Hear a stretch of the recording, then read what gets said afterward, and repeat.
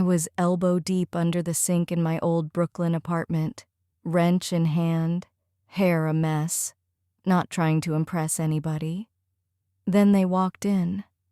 I stood up, caught their eyes raking over me, like I was something they'd been starving for. I didn't fix my shirt. I didn't step back. I just smiled and let them in. If you're with me, hit like and subscribe. It's the easiest way to keep these stories coming. New here, glad you made it. Let's dive in.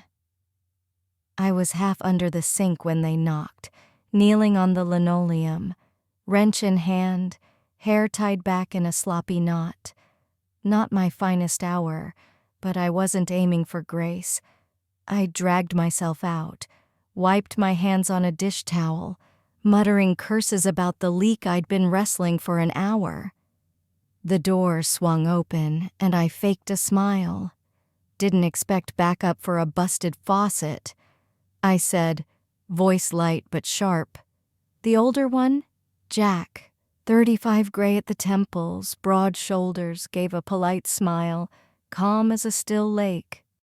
"The younger one, Nate, 32 tanned, lean, with a grin that could cut glass, didn't bother hiding the way his eyes traveled from my boots up slow."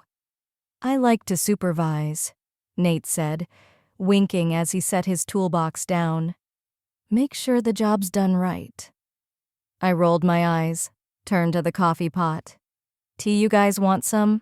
My voice stayed casual, but the way I leaned against the counter, shoulders back, shirt unbuttoned just enough, was no accident.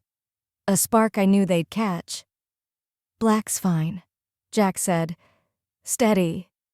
"Whatever you're pouring," Nate added, stepping closer, not touching, but close enough for the air between us to tighten, like a wire pulled taut. I handed them their mugs, my fingers brushing Nate's. And the jolt wasn't just in my head. He looked at me like he was sizing up what kind of woman I was. Truth is, I was wondering the same. I bent down to check the cabinet under the sink again, slow, letting their eyes follow. I didn't rush. I didn't fix my shirt. I let them look. When I stood, Nate's stare was locked on me. I met it, smiled slow. The air crackled, heavy with what nobody was saying. I didn't speak, just stood there a second too long, smoothing the dish towel, knowing they were still watching. "Plumbing's got its perks," Nate muttered, loud enough to mean it. Jack shot him a look half amused, half warning, but said nothing. I let it hang, then turned, locked eyes with Nate, my smile sharp enough to cut. "All right," I said, folding the towel. "You're here to fix the leak. Just making sure we're clear." Nate chuckled, caught off guard. Jack tried focusing on his wrench, but even he couldn't dodge it. His eyes flicked to me every time I moved. I bent down again, slower, reaching for a rag I didn't need. Their silence said everything. I felt the heat of their stares, like a match held too close. I shifted my hips, just enough to test them. Nate let out a low curse under his breath. When I stood, he was closer, not touching, but his warmth hit my skin. He reached past me for a screwdriver on the counter, his arm grazing mine. Deliberate, like he was daring me to flinch. I didn't. Behind him, Jack stopped working. His eyes met mine for a second. Steady, waiting. Nobody spoke, but the kitchen wasn't the same anymore. It was too quiet. Every sound sharp, the clink of tools, the hum of the fridge, even the birds outside too loud. Jack held his wrench, staring like he was waiting for me to say something. I didn't. My pulse hammered, the room hot, and it had nothing to do with summer. It had been years since I felt this alive, not the polite glances you get signing papers or buying groceries, but the kind that pulls something raw out of you. After the divorce, I told myself I was fine, didn't need to be seen, didn't miss being touched. Wanted, I lied. I missed it more than I'd admit. And there, with two men pretending to care about pipes while their eyes never left me, something stirred, not just in my body, but in the quiet, aching part I'd ignored too long. Nate slid behind me, reaching for something on the counter. His arm didn't need to brush mine. I let him. The space between us thinned, like air before a storm. I glanced at Jack, wiping sweat from his brow with the back of his hand. He didn't look away, and that hit harder than any sweet talk. Something flickered in me. A what if? A dangerous maybe. I saw it backs against the counter, their hands finding places on me too long untouched. No words, just surrender. Like I was already halfway there. I blinked it away, but not fast enough. Nate saw something in my face. "You always this easy to read," he said, stepping closer, voice low, no longer joking. It was the kind of tone that stops your breath before you know why. "Depends who's reading," I said, surprised at how steady I sounded. He smiled, not smug, just sure.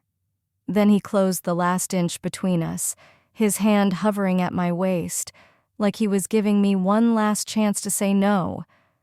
I didn't stop him. I didn't flinch.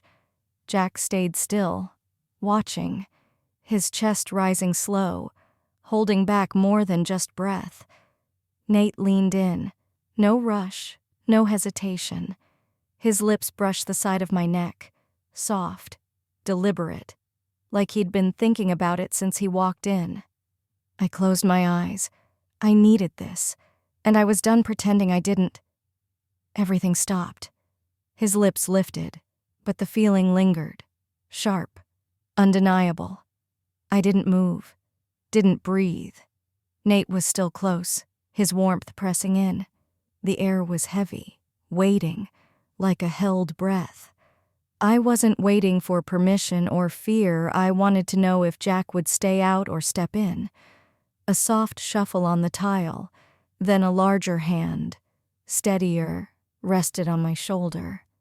I didn't flinch. Jack stepped behind me. Slow, sure, close but not crowding. His fingers grazed my neck, pushing my hair aside. His touch was different, reverent, like he was remembering something he'd lost. He kissed the spot above where Nate's lips had been. Slower, deeper, like he was speaking a language he hadn't used in years. I leaned into him, steady, letting it happen. I was surrounded. Nate stood in front, eyes locked on mine, a half smile curling. He stepped closer, his hand lifting to my jaw, thumb tracing my cheek, like he was holding something fragile and dangerous at once. The counter pressed into my hips. I was caught between Nate's fire and Jack's calm, not trapped, but held, like I'd walked into a current I didn't want to fight. Their hands moved in a wordless rhythm, one along my arm, another at my lower back. Nate's lips grazed my shoulder.